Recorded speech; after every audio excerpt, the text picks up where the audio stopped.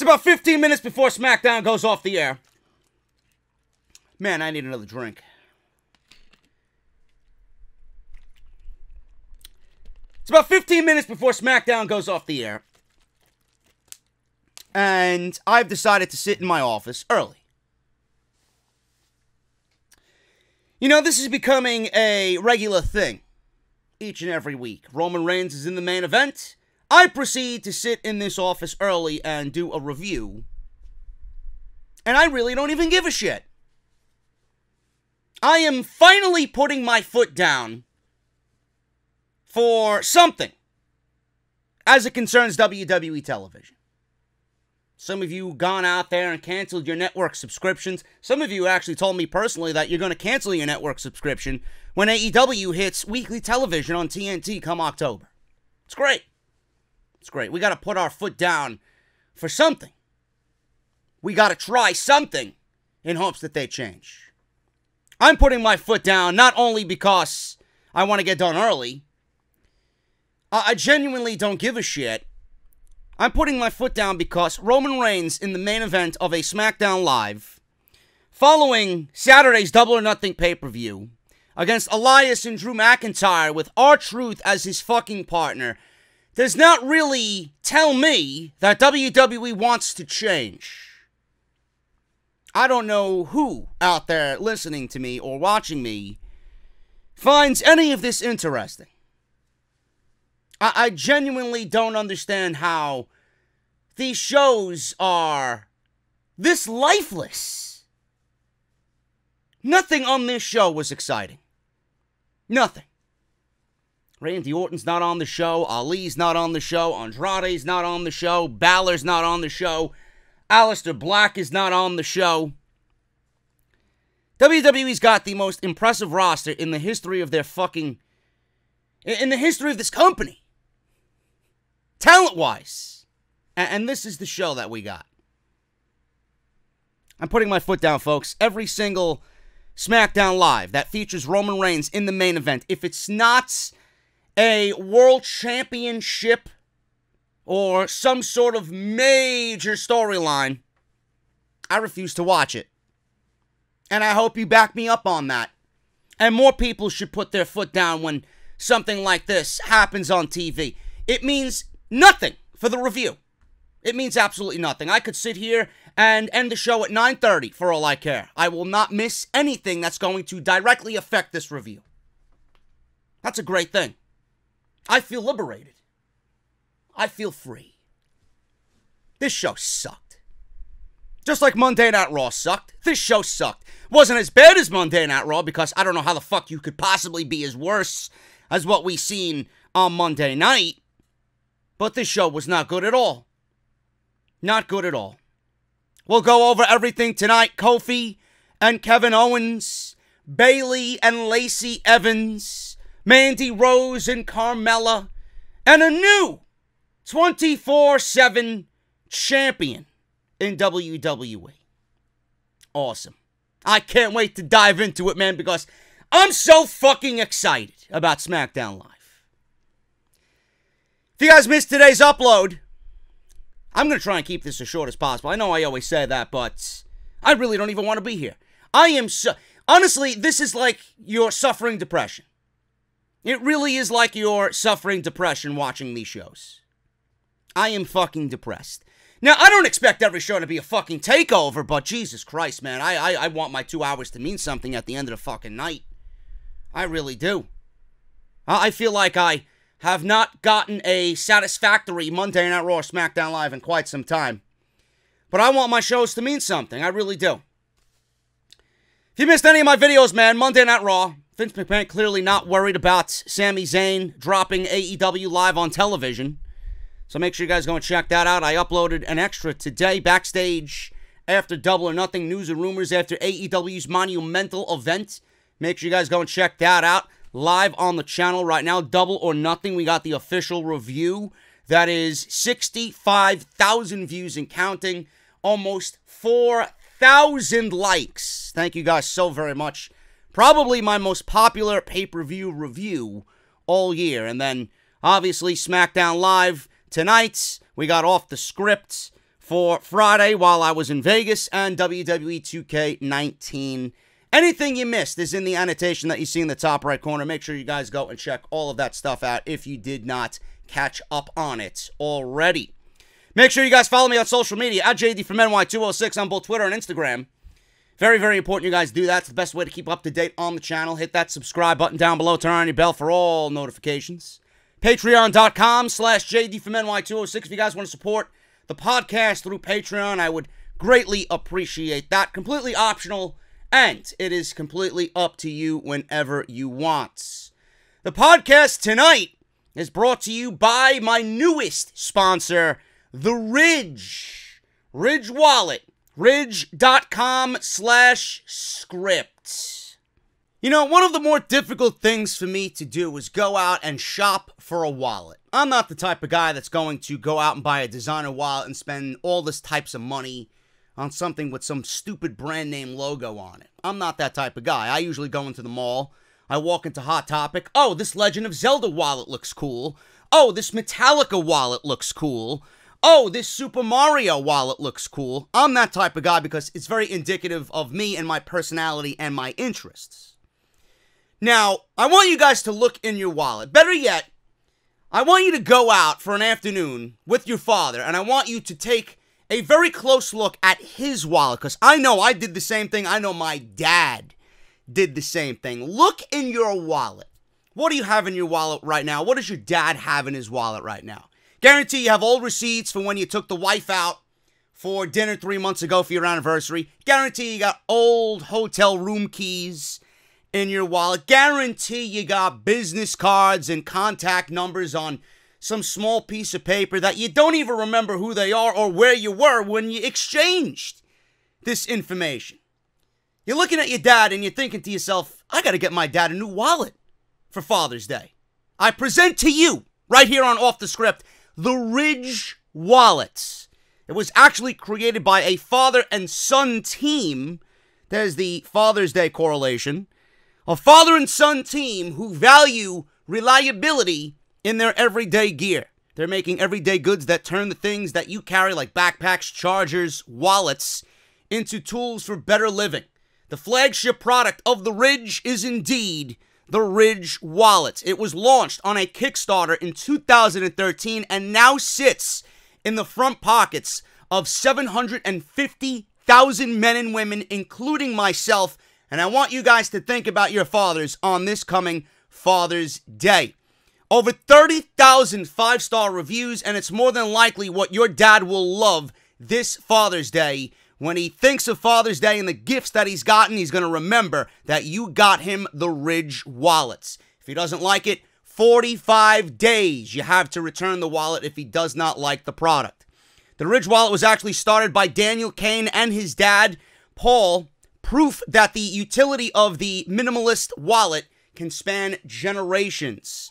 Now, I want you guys to look closely at the screen that you see right here on Off the Script. You guys can save 10% off today with worldwide free shipping by going to ridge.com/script. Once again, that's ridge.com/script. Use the code SCRIPT. Link is down in the description below. There's a lifetime warranty. If your dad does not love it, again, free returns in case he doesn't. It comes in titanium, carbon fiber, aluminum, and over a dozen different styles and colors. I got the titanium because I love it and it feels fantastic. Once again, guys, free worldwide shipping this Father's Day, 10% off, ridge.com/script. SmackDown Live opened up tonight with the Big O, Kevin Owens. I love me some Kevin Owens, man. Anything that Kevin Owens is asked to do on WWE television, whether it be humor, whether it be babyface, whether it be heel, he does it to the best of his abilities, and he is great at everything that they ask of him. I prefer him to be a heel. I prefer him as he was tonight, speaking directly to the WWE fans, directly in the camera, looking all menacing and saying that he loves brutality. That's the Kevin Owens I want. That's the Kevin Owens we need. That's the Kevin Owens who I think should be the WWE champion on SmackDown Live. But after tonight, I don't think that is going to happen, and I'll explain that in just a little bit. The Big O started the show off tonight. He was in the ring. He said spending the time that he did in the arena, he realized that Oklahoma, the people of Oklahoma, were just not worthy of his time. Kevin then said that the only thing that Oklahoma is worthy of, and the only thing that makes Oklahoma bearable, is that he gets to beat Kofi Kingston down in front of everybody in Oklahoma tonight in just a few minutes. Now, Kevin Owens says he had nothing to do with the attack on Big E during last week's show. I love Kevin Owens. He said that he loves to brutalize people. He loves brutality, but he's a good guy. He's a good guy. That's what I call a grade A heel. Everybody's blaming him for the attack, but I didn't do it. I'm a good guy. Awesome. Why don't we go ask Hideo Itami, who attacked him in the NXT parking lot a couple of years ago? Was it Kevin Owens? I'm sure it was Kevin Owens. He was the only one seen walking away from the scene of the crime. He said perhaps Big E got sweat in his eye, or he was busy crafting one of his hilarious tweets, or he simply made a mistake. Owens says the New Day can't blame him for Big E, but they can blame him for the pain Xavier Woods has been in for weeks. Owens says they can also blame him when Kofi Kingston loses the WWE title to Dolph Ziggler, a direct consequence of beating him tonight in Oklahoma. So then something weird happened. I don't know if this was Tom Phillips just doing Tom Phillips-like things, or if Tom Phillips didn't realize that he had to keep his mouth shut during this promo. But Tom Phillips was heard audibly saying, "Can we get to the match?" Maybe the promo went on too long. Maybe Tom Phillips was really just healing it up because of Kevin Owens and his direct promo to Kofi Kingston. I don't know what really happened there, but it really sounded completely out of place. Everybody else was quiet, but Tom Phillips was like, "Can we please get this match going?" As if he was in some fucking rush to go somewhere. He said, "This is his show," and then out comes Kofi Kingston. Enough, Kevin. Enough. Enough with the lies. Maybe we should say that to Vince McMahon. Enough of the lies. We were promised a Brock Lesnar announcement on who he was cashing in on. We didn't get it. We were promised an elimination match on Monday Night Raw. We didn't get that either. We were promised the fate of the United States Championship. We didn't get that either. 0 for 3, Vince. 0 for 3, but continue to name drop AEW on Monday Night Raw. I'm sure they appreciate it. Enough, Kevin. Enough with the lies. He said Kevin is lying about attacking Big E, just like he's lying about wanting to join the New Day. He said Owens is lying to himself for thinking he's going to soften up Kofi for Dolph Ziggler. Kofi said he planned to make Owens pay tonight. He said, most importantly, Kevin Owens would leave SmackDown with a clear understanding of why he is the WWE Champion. So we got this main event match to open the show. This is a non-title match. Kofi Kingston versus Kevin Owens. This was actually the match that was supposed to take place in Saudi Arabia. Now, Kevin Owens is not going to Saudi Arabia. He directly told WWE management he doesn't want to go over there. He's not going over there. I don't know if WWE is punishing talent for not going over there, but I want to say, in my honest opinion, this isn't really WWE punishing Kevin Owens. It would be completely unfair of them to do so. And for Kevin Owens to not go over there or not want to go over there, I don't blame him. They got no problem with not letting Daniel Bryan go over there or anybody else who just doesn't feel like they want to go over there for whatever reason. Maybe they feel unsafe. Maybe he's simply standing up for his best friend, Sami Zayn, who's not allowed over there for religion reasons. There you go. It's not that big of a fucking deal. You don't want to go over there? You don't go over there. It's not the end of the fucking world. The show means nothing anyway. So this was supposed to be the match in Saudi Arabia. And what we got here was going to be the match that we got in Saudi Arabia. Outcome included. This was the Saudi Arabian Super Showdown match 2 weeks early on SmackDown Live. So they put Dolph Ziggler in his place. I guess you could really look at it as a way as there's really nobody else to challenge Kofi Kingston for the WWE Championship. and Dolph Ziggler makes perfect sense right now. It's really a nothing feud. Doesn't really make much sense. I'm not really invested in it, but there really is nobody else. Process of elimination, there really is nobody else. You might as well just get him another successful title defense, so it's a lot easier to digest when they do take the title off of him eventually, which I stated they'll give him probably till SummerSlam.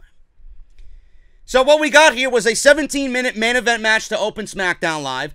Good. I love the intensity of the promos. I still don't understand why Kofi Kingston's coming out flipping fucking flapjacks. You know, you got beaten down on Monday Night Raw again, and you're coming on as if none of that really meant anything. All you're worried about is the fucking Denny's $4.99 menu. Enough. I keep saying it every fucking week. I'm not saying get rid of the pancake shtick altogether, but for the love of God, you were beaten down by Dolph Ziggler 2 weeks in a row. You got Kevin Owens in the ring proclaiming that he's going to be a direct effect of you losing to Dolph Ziggler in Saudi Arabia. Can we get a little serious? That's all I want. So what we got here was a decent match. These two work very well together. This was actually better than their Money in the Bank match. A lot better than their Money in the Bank match. So what happened here towards the end, I loved what Kevin Owens did to Kofi Kingston towards the end of this thing. He threw him into the ropes. Owens did Kofi, and Kofi did that skinning of the cat. He tried to skin the cat back into the ring, and Kevin Owens kicked him down to the outside. He then goes to the apron and does a huge frog splash off the apron right on top of Kofi Kingston. Referee counted to 9. Kofi Kingston made it back in the ring. Owens climbed to the top rope, hit yet another bullfrog splash. Kevin Owens has the best frog splash in the business right now. Don't at me. Owens did not get the job done. Another near fall. Owens returned to the top rope. Kofi stopped this. Quick kick to the face. Kofi battled his way to the top to meet KO. He pounded on Owens' back. Kofi hooked Owens up for a superplex, but Owens blocked it. He punched Kofi off, sending him crashing into the mat. Owens then hit a huge senton off the top for another near fall. Owens quickly went for the pop-up powerbomb. Kofi, I love this ending. This was very nicely done, the ending of this match. Owens went for the pop-up powerbomb. Kofi did a leapfrog. Owens charged at Kingston in retaliation after the stoppage of the pop-up powerbomb, and Kofi caught him with a Trouble in Paradise. I love the fact that WWE super slow-mode the replay, because my initial thinking was, man, the fucking beating that Kofi Kingston took in this match, and all it did at the end of this thing was one Trouble in Paradise. One Trouble in Paradise was enough to beat Kevin Owens after all Kevin Owens did. And I'm not really sold on the Trouble in Paradise. I think it lacks impact. I don't think it's a good finishing move whatsoever. I'd much rather see the SOS get the job done. Neither move is good if you ask me, but if I had to choose one or the other, I'm going to choose the SOS. But my initial thinking was, man, the fucking Trouble in Paradise is not really an impactful finisher, but they super slow-mode this thing. And he really did nail Kevin Owens with the Trouble in Paradise. Kevin fell flat on the mat, back first. 1, 2, 3. Kofi Kingston wins clean. And he defeats Kevin Owens in a very good match here on SmackDown Live. I thought this was better than the Money in the Bank match. I think this was a right way for SmackDown Live to start after the horrendous Monday Night Raw. Couple of quick promos, right to the point, very simplistic. Owens and then Kofi, bell rings, 20-minute match. Good to go. That's exactly what we need on most weeks. I wish WWE would realize that not every show has to be fucking promo heavy. I don't know why they did what they did on Monday following Double or Nothing on Saturday, but it was fucking horrendous. And WWE, even though this match really meant nothing in the grand scheme of things, it was a good wrestling match. It got the show off to a solid start. And that's all I could possibly ask for. I'm just not invested in what they're doing with Kofi Kingston and Dolph Ziggler. They did show Dolph Ziggler in the locker room watching TV sideways, because everybody watches TVs fucking angled 90 degrees to the left in WWE. He didn't do anything. He was just watching, and he didn't say a damn thing tonight after the beatdown of Kofi Kingston last night on Monday Night Raw. R-Truth was in the back with Carmella. They were running through the hallway. It's been run, Truth, run. ever since he won the 24/7 championship, or in his eyes, the European championship. He said people even tried to pin him at the dentist office. He thought he heard someone coming. So Carmella hopped on his back and they took off on down the hallway. They went into what appeared to be the locker room, and Drake Maverick was there wandering down the hallway, and he actually was pinning flyers on the wall for the 24/7 championship. If you've seen R-Truth, please let me know. And they avoided Drake Maverick as he wandered on completely down the hallway and disappeared. Unfunny and has no place on the show. I don't know what else I need to tell you guys in regards to the 24/7 championship. Back in the arena, Daniel Bryan comes on out with Rowan. He's wearing a Sabaton t-shirt. Eric Rowan is a fine gentleman, and he is an individual who has very good taste in music. Not a big Sabaton fan, but he's representing the heavy metal community, so thumbs up to you, sir. So Bryan and Rowan stood in the ring. Kayla Braxton's there monitoring the interview. Kayla said Bryan had asked for this time to reiterate the team's mission statement. Bryan said the WWE Tag Team division is a joke. Please, let me know how you really feel, Daniel Bryan. So he comes out on Monday Night Raw and says Monday Night Raw is not fun, a couple of weeks back.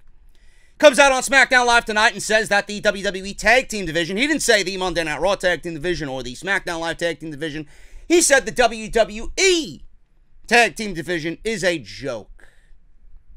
It's hidden in plain sight what WWE thinks of their tag team division. You think this is scripted purposely, or scripted by accident, rather. This is scripted purposely.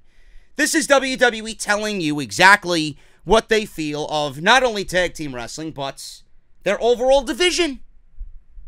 I can only hope that everything that they're saying with the tag team division and Daniel Bryan wanting to just ignite whatever is missing in the tag team division, I hope that they end up merging the divisions. I hope that they end up getting rid of one title and making just a universal tag team championship to go between Raw and SmackDown. Having two divisions is not even worth it. By the way, where are the War Raiders? I mentioned this on Monday Night Raw. Where are they? Did they get stuck on a fucking Viking vessel somewhere, gone missing? What happened? Did they find new jobs as concessions on the Viking experience down at Disneyland? Where the fuck are they? Better yet, at SmackDown Live. Where's Buddy Murphy? How about that one? Shh. We can't let you know where Buddy Murphy is. It's a secret. How about the Raw Tag Team Champions? Zack Ryder and Kurt Hawkins. Where are they? Where are the Raw Tag Team Championships, by the way? I wouldn't even know there's a fucking tag team division on that show anymore. This is ridiculous. It is fucking sad. Now, the only reason why they had Daniel Bryan cut this promo was this was a direct influence of AEW. AEW is going to have a tag team division that is going to be unrivaled by any promotion, NXT included. Because look at the teams they got there. Now, look at what they did on Saturday night. And you got the Club going on over there whenever their contracts are up. The Revival's going over there when their contracts are up. LAX, Santana and Ortiz, they'll be in AEW. Their contracts are up in August. They're going right over to AEW. What do you think, they're staying with Impact Wrestling? Yeah, right. Yeah, right, you fucking Impact goons. You fucking guys think that Santana and Ortiz are going to remain loyal with Impact Wrestling? What else is there for them to do? There's nothing for them to do over there. You don't want to see them succeed on a bigger stage? Their tag team division is going to be unbelievable. And here we got WWE saying that their tag team division is a fucking joke. Man. What a joke. A complete fucking joke. The division's a joke. This fucking writing's a joke. This show's a joke. Speaking of a joke, Bryan said Rowan has one. So Rowan carried on with a knock-knock joke. Knock-knock. Who's there? SmackDown Tag Team Division. SmackDown Tag Team Division who? SmackDown Live Tag Team Division is a joke. Ha ha ha ha ha. I was not laughing. Because this is a true statement. I don't laugh. Normally the funniest things are riddled with truth. This, in this case, is just sad. It really is. So Bryan laughed. Bryan said that, though they are the greatest tag team champions of all time, they still dedicate their lives to saving the planet. He said the people in the audience wasted their Memorial Day by eating the beautiful animals of the planet. He blamed the crowd for eating hot dogs made from intelligent pigs. A pig named Wiggles is who you were eating on Memorial Day. And burgers. That poor cow that made that burger. Little do you know that the burger that you were eating came from a cow that was named Wilbur. I had Wilbur tonight. He was grass-fed, he was organic, and I made beautiful tacos with Wilbur. Some cheese, some green Spanish olives. Good deal, man. Good deal. I'm sorry, Brian. I'm sorry. Please don't block me on social media. The people of Oklahoma are worse than anybody, Brian said. He said Oklahoma is the leader in fracking and deep oil well drilling. I don't know what this has to do with the tag team titles, but the fact that he's talking about people eating animals named Wilbur and Wiggles, and him getting the crowd riled up for the food that they were eating on Memorial Day, and then goes into Oklahoma being the cancer of well drilling and deep oil well drilling and fracking. This is classic. Who has been more consistent with their promo work than Daniel Bryan? The guy could turn anything literally into a fucking promo and get an organic, no pun intended, reaction. It's beautiful. It's a beautiful thing to see. They may cheer that because it brings them money, but it also brings them earthquakes, he says. Bryan yelled and said their mission statement is to save the tag team division and save the planet. Then Kayla informed Bryan and Rowan that there are teams waiting to challenge them for the titles. Who might that be? Bryan wondered, and Heavy Machinery came out to the ring. Otis is walking down the aisle, jolly as jolly could be, with Tucker. And Graves went on and said, Otis may be the product of fracking. I enjoyed the fuck out of this segment, man. I love Heavy Machinery. I want to see them get an opportunity. So Tucker's in the ring. He said, Bryan and Rowan are a great tag team. He said, as much as Heavy Machinery likes having fun, it's time to get down to business. Blue-collared business. And that business is the SmackDown Live Tag Team Championships. So we had a referee head to the ring, and Bryan accepted the challenge. And in a beautiful heel-like moment, I accept your challenge, and we will give you the match that you want. But it will not be happening in this fracking state of Oklahoma. This was fantastic. This was the best part of the whole show. Bryan is a gem. He is a fucking gem, man. And Rowan looks great just standing there next to Bryan, just by association. I hope to see this match. I think the promo work between these two teams is going to be gold. Stakes and weights versus the planet's tag team champions. It's fucking gold. If you got someone who writes creatively that knows what they're doing and knows how to get this to be entertaining, this is going to be gold. I can't wait to see what these two teams do, and I think it would be a great way to get Heavy Machinery over in the eyes of the fans. Their first opportunity here on the main roster. I'm looking forward to it. Mandy Rose was backstage with Sonya Deville, and they were handing out copies of the newest issue of Muscle and Fitness, Hers, featuring Mandy Rose on the cover. 11 ways to get buns of steel for the summer. I don't think Mandy Rose needs 11 tips to get buns of steel for the summer. Hers are just fine. So they stumbled on Ember Moon just sitting on one of the production crates, because this is what they do on SmackDown Live and Monday Night Raw. They waste fucking talent. Ember Moon was standing there reading Dr. Jekyll and Mr. Hyde. And then Sonya says, spoiler alert, everybody dies. I die every week watching 3 hours of Monday Night Raw. A little each and every week on the inside. Mandy then threw all the magazines in Ember's lap, and she says, here, you could use these. You could use 1, 2, 3. Take the whole fucking bunch. There you go. This led to Carmella and Mandy Rose with Sonya Deville in her corner. This one was very sloppy and a great way to showcase the women's evolution here in WWE post Ronda Rousey with 3 minutes of Mandy Rose and Carmella. Great job there, WWE. You're really making the women's division stand out. Awesome. This one was sloppy. Carmella countered out of a Hurricane Rana, sent Mandy into the corner. She had a Bronco Buster. Sonya then hopped up on the apron and distracted Carmella. This allowed Mandy to roll Carmella into a leverage pin for a 3 count, and Mandy Rose steals the victory. So it goes to Mandy Rose because Carmella was a dumb blonde bimbo who was distracted by Sonya Deville waving a fucking magazine on the apron. Who gives a shit about what they're doing when you got Mandy Rose in a position in which you could win the match and you're over there paying attention to fucking what the magazine says because Sonya Deville said so? It makes everybody look stupid. This is the shit that I don't want to see in AEW. It makes you look like a fucking idiot. Not that this match meant anything anyway. It was just a waste of our fucking time.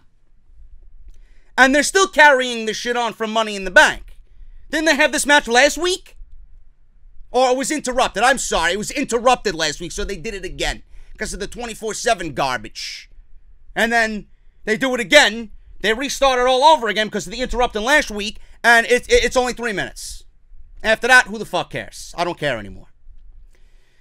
R-Truth backstage scurried away. Jinder Mahal came out of nowhere and tried to attack him from behind and pin R-Truth for the 24/7 title. Truth fought him off and threw him through a doorway and took off. He actually went to go hide in a photo booth. So he was hiding in a photo booth because that's what you need to do to get away from an entire roster of fucking VIP catering goons. Hiding in a photo booth. So they all run by. The B-Team, Noam Dar, Matt Hardy. I don't know who else was there. I don't give a shit, to be quite honest with you. So Drake Maverick ran down the hallway. And Truth popped his head out of the photo booth. And as Drake Maverick was the last one wandering down the hallway chasing him, he bumped into R-Truth. Flyers went everywhere.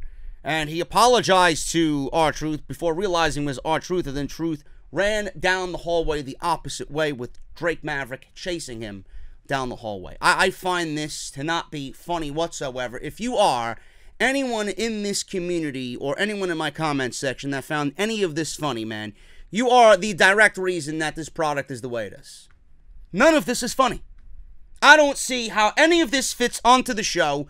I don't know why you would choose this and think this is entertaining instead of writing something that's actually going to make the show better. A complete waste of everybody's time. Shane McMahon's in the ring, standing there with Drew McIntyre and Elias, 2 losers. And it's Shane McMahon Appreciation Night, because that's exactly what we need after Shane McMahon took up a good 25 minutes on Monday Night Raw. Last night wasn't Shane McMahon Appreciation Night. Certainly appeared that way to me. And here we are with more Shane McMahon and yet another video package gloating about how Shane McMahon is the best in the world. So, he is there, and he's hesitant to hold up anybody's time. He goes right into appreciating himself.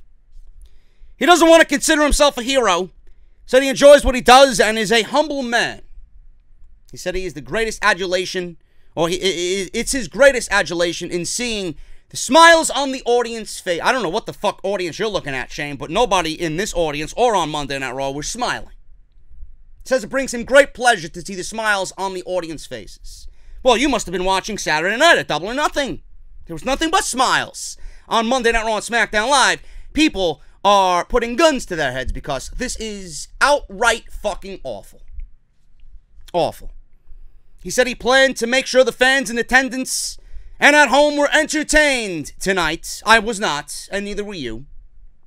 Shane pointed to the Tron, and we had a video package hyping Shane McMahon's best in-ring moments. Just exactly what this show needed, another fucking video package. Under the amazing talents of Kevin Dunn. Wasn't that amazing? People booed. Oh my God, man, Shane McMahon shouting me out. on SmackDown Live. I had to do something good for my favorite McMahon. Well, actually, no. Vince is my favorite McMahon, and Roman Reigns is also my favorite. So, man, I'm torn in this ongoing battle with Shane McMahon. I don't know what to do, man. Oh, my God, I don't know what to do. Do I cheer for Roman? Or do I cheer for Shane? But, man, I had to treat Shane and give him a video package that was worthy of, all the wood he got me for my birthday, man. It was so good. You know, Shane went to the deepest parts of the Amazon rainforest, and he brought me back some tasty fucking wood, man. I had to show my appreciation, because if I didn't, you know, he would be very disappointed in me. And I can't have the McMahons disappointed in me, man. You know, we have to continue stroking the McMahon cock, because that's the way we get ahead in this business. Meanwhile, you all want Triple H to take over. Save us, Triple H. Let me know, man. Did you see that shine in the crowd? Yeah, you seen it at 8:05, but after 8:05 and through the rest of the show, you didn't see that sign anymore, man, because I had them take it away. You know, the security in Oklahoma gave me a nice little toothbrush because they realized that the wood gets stuck in my teeth, and they knew that I needed a new one. What? AEW? Did Sami Zayn go off script and mention AEW? We're playing you like a fucking fiddle, man. Of course he didn't go off the script, man. We're not intimidated by the Young Bucks. We're not intimidated by Cody. Cody is a B-plus player, man. And fuck Dusty, he was nothing more than a polka dot wearing fucking goon, man. AEW, we ain't scared of them, man. They don't scare us. In fact, TNT, that is a shitty network, man. I tell you this. USA Network come October and Fox Sports, and we'll show you what wrestling is. Wrestling to me is 3 hours, and 2 hours and 45 minutes of that is promos. And little to no wrestling, man. Wrestling is outdated. You ain't gonna get wrestling on our show, man, so stop complaining and continue watching JD, because he sucks, man. He can cry all he wants, man. We ain't gonna change. We're worth $7 billion, man. We ain't going nowhere. All right, Kevin Dunn. Fucking Christ, taking over this fucking show, man. Jesus Christ, bad enough. Bad enough we have to sit through Shane McMahon Appreciation Night. Oh, Kevin Dunn's over here hijacking the fucking shows. Anyway. He says, don't boo Kevin Dunn, because the whole crowd was booing Kevin Dunn. So, Shane said the video was educational and entertaining, something that Monday Night Raw is not. Neither was this video package, specifically educational for Roman Reigns. The only education Roman Reigns needs is an education in charisma. Not only am I going to beat you, I'm going to beat some respect into you, Shane McMahon says. Elias told Shane his message was powerful. He said he wrote a song for Shane and began to strum his guitar. And then all of a sudden, R-Truth jumped the barricade. And Drake Maverick, this is over, right? Drake Maverick got his title shot. There you go. The whole fucking thing is all over. Drake Maverick was pinned. Truth kicked Maverick in the gut and gave him a front suplex. And he pinned him to retain the 24/7 title. So, clearly, Elias, Drew McIntyre, and Shane McMahon took this as a massive sign of disrespect, but I guess they don't get the rules of the 24/7 title. It could happen at any moment, anywhere. It's 24/7. It could happen while you're taking a shit. It could happen while Kevin Dunn's giving you a hand job in the production truck. It doesn't matter. So what Shane McMahon does here is they have Elias and Drew McIntyre bully R-Truth to a point where Drew McIntyre delivers a Claymore, Elias delivers a drift away, and Elias pins R-Truth and becomes the new 24/7 champion. He wins the 24/7 championship. And then Shane McMahon, after that, proceeds to suspend the 24/7 rule and allows Elias to hold on to the title at least through the main event. So the 24/7 rule was instituted for WWE to suspend all rules of the 24/7 title. I wish Shane McMahon came out and fucking suspended the title effective immediately and got rid of it, because it's a fucking waste. This was unfunny. Clearly, it's not really doing anything for anybody. And then they put it on Elias, who is in the main event of the show. But the title was meant to make the mid-carders and the bottom-of-the-barrel guys, the catering guys, get TV time. Yeah, here we have Elias in the main event, hijacking the title. That was meant for the jobbers of the WWE roster. So what does this tell me by the end of the night? WWE officially has made Elias a fucking loser. He was already a loser. He was already a jobber to the stars in the main event scene. Nothing more than a novelty act, and WWE put the stamp officially on Elias as being a fucking loser. There you go. That's all this segment accomplished. Elias is a loser in the WWE. Simple as that. This was terrible. Nothing about this was funny. And Elias took a championship that was meant for the catering guys, and now the title is pretty much worthless as it was the day it was unveiled. Elias ain't going to do anything with the title. How sad is it that Elias, his first championship in WWE, is a 24/7 title? Really? You enjoy that, right? The guy had so much promise, great gimmick, great charisma, great attitude, great look, and his first title in WWE is a 24/7 fucking championship meant for Titus Catering VIPs. Awesome.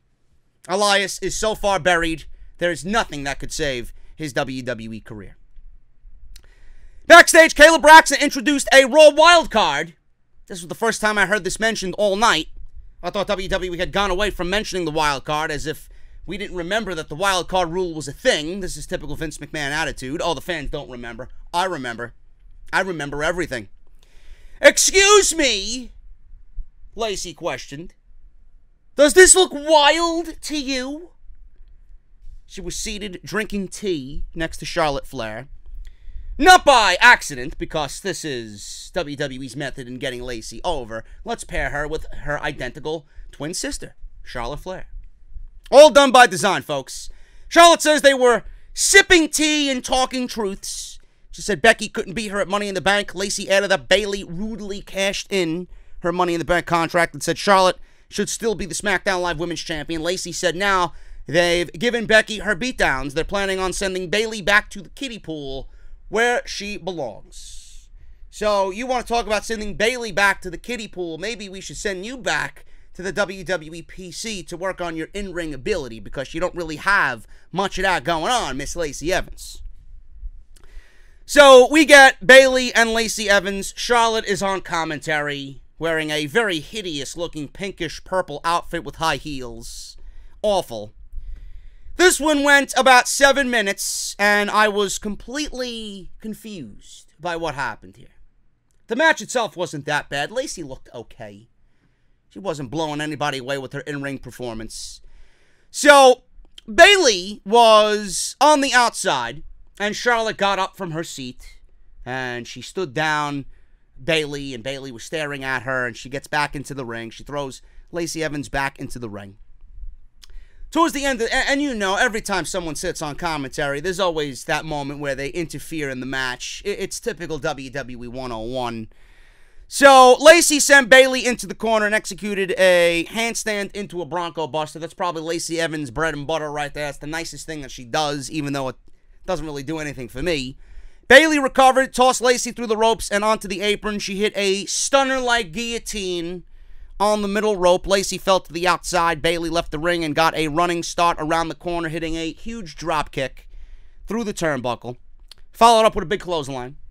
Charlotte removed her headset and, like I said, got in Bayley's face. Bayley tossed Lacey into the ring, then allowed Charlotte to just ponder what was going on. Bayley returned to the ring. Charlotte chased her in. So Charlotte feels like she can do whatever she wants. She's the queen. She chased Bayley back into the ring. The referee held Charlotte back. Lacey rolled up Bayley, trying to take advantage of this interference, but Bayley kicked out. Bayley rolled Lacey up in a leverage pin and got the 3 count. Holy shit. Lacey Evans lost, and Bayley won a non-title match. I don't know which one I'm more surprised by. Bayley winning the non-title match or Lacey Evans taking a pinfall loss here on SmackDown Live. Now, the only thing I don't like about it, and this is me just nitpicking, I would prefer Bayley to win clean as champion because champions should not be losing or be put in a position to look weak on WWE television. But I guess I can't do much complaining here because Bayley ended up getting the victory anyway. So I'll take my chips and leave the casino. You know, when you win in the casino, you got to take your fucking winnings and just head on out. Don't give the casino back the money that you just won from them. Bayley, you know what? We got to take our fucking winnings and just go home. No use in complaining. We got to win. We'll take it. It's good enough for me. This is where I got very confused because just moments ago, before the match happened, Charlotte and Lacey Evans were sipping tea. They were speaking truths. They were having tea time. Tea and some fucking crackers or social tea. You know those crackers, social tea? My grandpa used to eat them all the time. They're delicious. Social tea. Entenmann's. Got a little piece of Entenmann's crumb cake. Well, what's going on? Or is that too good for Lacey Evans? I'm sorry. Or it's too poor for Lacey Evans. I love it. I think it's great. It's fucking... It's not good for you, but it's fucking buttery and it's delicious. And I heard Titus makes a great crumble, man. I really do. I heard he makes a great crumble. It's his recipe from his grandmother. It's a blueberry crumble, strawberry crumble. He makes a great crumble, man. Summertime, Titus makes the crumble for catering. So, I'm over here talking about fucking crumble. This was not a bad match. Bayley did get the win, but after the match, Lacey Evans was attacked by Charlotte from behind, seemingly blaming her for the loss. Now, I didn't know Charlotte took it so personally to see Bayley lose. And she ends up beating up Lacey Evans, who is a heel. Charlotte is a heel. So you had a heel attack a heel for absolutely no reason. Nothing was explained on commentary. Nothing was explained before this. They were sipping fucking tea. What happened? I don't get it. I don't get it. I'm honestly stumped. I just don't get it. So we get the attack, and Bayley looks to be the smart one in the end. She bounced, she stole the victory, took the title, and now it's Charlotte and Lacey Evans going back and forth. Bayley laughing on the aisleway. Good. Good. Backstage, Carmella consoled R-Truth as the announcers teased his tag team match with Roman Reigns and Drew McIntyre and Elias later. The Undertaker is returning to Monday Night Raw, as if you need any more reason to watch Monday Night Raw. Now they're bringing out the fucking Undertaker. Awesome. Awesome. Is Goldberg going to be there? Or is Goldberg not paid for his Monday Night Raw appearances? Only Super Showdown. So here we have The Undertaker coming back to Monday Night Raw the week before Super Showdown to sell his first time ever match with Bill Goldberg. Nice rating grab there, WWE. I'm sure it will do nothing. So we had Andrade, and this is the end of the review because I did not watch the main event, and nor do I care. I'm not even going over who won because I just don't give a shit. Sarah Schreiber stood in front of Andrade and Zelina Vega. Speaking of Zelina Vega, her husband, Aleister Black, cut a very weird promo, hyping up himself and begging somebody to confront him and step up to him. So we have Mustafa Ali, Randy Orton, Aleister Black, Andrade Cien Almas, Finn Balor off this show. Aleister Black has not had a match since the Superstar Shakeup. If that is a great way to use Aleister Black in your eyes, you're a fucking fool. This guy should have been a mainstay on this show. And here he is. It's June. And we still don't have a fucking match with Aleister Black.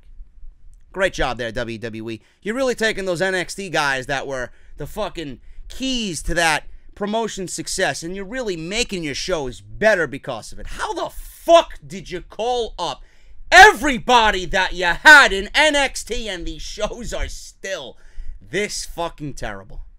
It is an unsolved mystery. Unbelievable.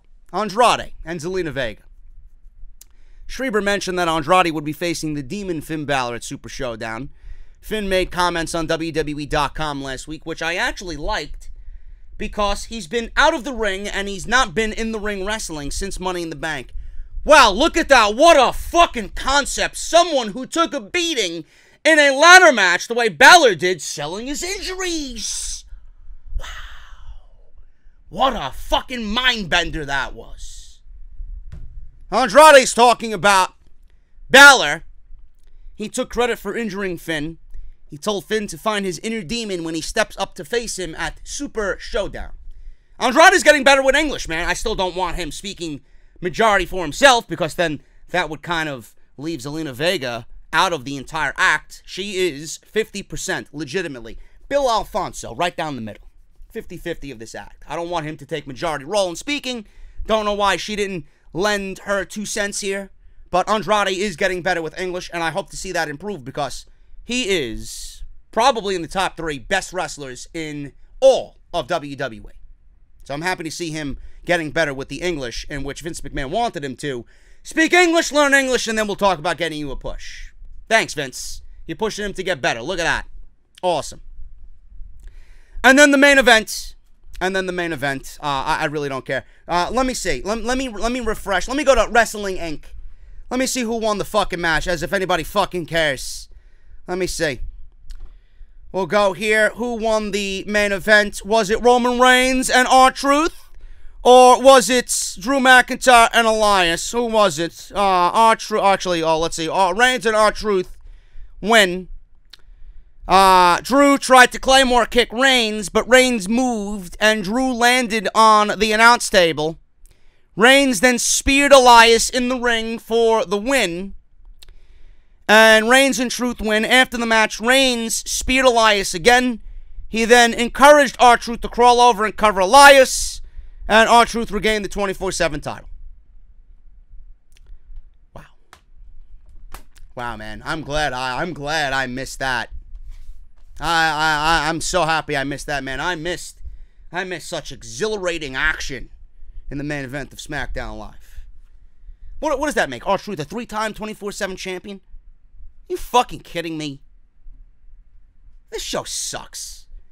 This entire WWE product, the 2 shows that they put on, granted, they were a Memorial Day show and then this SmackDown Live. This is how you answer AEW Double or Nothing. Both of these shows were direct answers to AEW Double or Nothing. Just imagine that. I don't understand that logic. I might be the only one who's questioning. Oh, JD, did you really expect WWE to step up their game? No, I really didn't. But if someone else is coming into my backyard and showing me how to do things and doing it better than how I'm doing it now, I'm going to take to that in some kind of way. I'm going to be like, whoa, you ain't coming into my fucking backyard telling me how to do things, man. I'll fucking show you. That's just typical dominance right there. You know? WWE is showing you why they are a bunch of pussies. And I mentioned this on Monday Night Raw. It's like WWE is punishing us for legitimately wanting pro wrestling. I don't understand it. Oh, JD, WWE is a sports entertainment company. You know, Vince McMahon's concept of sports entertainment is going to go right out the fucking window come October. It's not what he needs to focus on. That's not what the fan of pro wrestling wants. Sports entertainment. No, we want pro wrestling. We want a sports-directed product. NXT's been doing it for fucking years. Where have you been? And here I am complaining why they're doing what they're doing. If WWE hasn't learned with NXT right under their fucking nose, why would they even give a shit or make themselves better because of AEW? They won't. They won't. If they didn't care because of NXT, they're certainly not going to care because of AEW. These shows are lifeless, man. They got to do something to fix these. It cannot remain this way. It can't. I don't know what they're going to do or what they plan to do, but all I know, these shows need to change. I'm getting out of here, guys. Thank you so very much. If you missed anything that I uploaded, please make sure you guys go and check all of that stuff out. Double or Nothing. I got the backstage news and notes from Double or Nothing that was uploaded today. Make sure you guys go and check that out. If you missed Off the Script on Friday while I was in Vegas, the 24/7 title, who was responsible for it?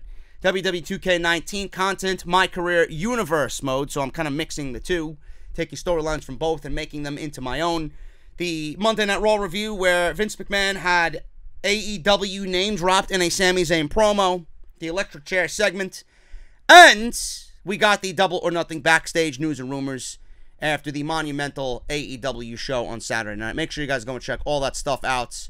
Follow me on social media at JD206 on both Twitter and Instagram. Hit that subscribe button down below. Turn on that bell for all notifications. And please, make sure you guys support the Ridge wallet, man. Ridge.com/script. Get your father something nice, man, for Father's Day. Don't let me hear you didn't get your father anything for Father's Day. I already showed my father my Ridge wallet, and he wants one. And you know what? He's going to use the checkout code SCRIPT for 10% off. He told me. It's going to be great. There's backpacks, there's fucking... There's a bunch of men-like related content on there, man. Go get it. Check it out. It's great. I got mine. I love it. Ridge.com/script. Great sponsor of the show as well. And I'm getting out of here, man. Hit that thumbs up, and I will see you all right back here for NXT. And tomorrow as well, I got my one and only interview at StarCast with AEW's most brightest tag team, Private Party. You'll see that tomorrow right here on the channel, man. Thank you guys so very much. Again, hit that thumbs up, and I'll see you all right back here for that promo, or that interview, rather, with Private Party and NXT tomorrow night as well. Take care.